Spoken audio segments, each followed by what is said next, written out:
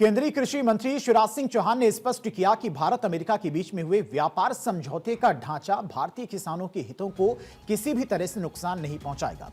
उन्होंने कहा कि इस समझौते में अमेरिका ने कई भारतीय कृषि उत्पादों पर शुल्क घटाकर शून्य कर दिया है, जबकि भारत ने अपने किसानों और कृषि क्षेत्र की पूरी सुरक्षा सुनिश्चित की है। भारतीय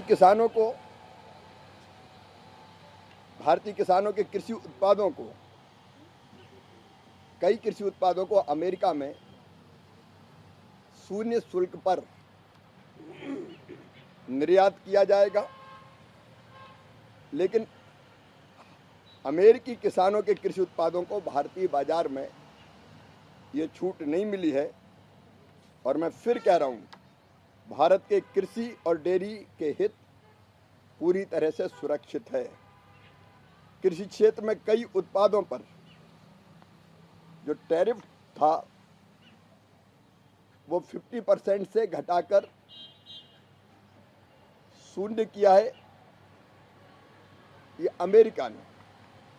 इनमें मसाले, हमारे मसालों का बड़ी मात्रा में निर्यात होता है। चाय, कॉफ़ी, नारियल का तेल, सुपारी, काजू, वनस्पति मोम, एवोकाडो, केला, अमरूद, आम, कीवी, पपीता, अनानास, मशरूम, जौ जैसे कुछ अनाज भी ये सम्मिलित है। मित्रों, अभी 2024-25 में 4.45 बिलियन अमेरिकी डॉलर तक पहुंचने के साथ वैश्विक निर्यातक के रूप में अपनी मजबूत स्थिति बनाए रखी है। और मसाला निर्यात में हमारे 88% पहले वृद्धि हुई है।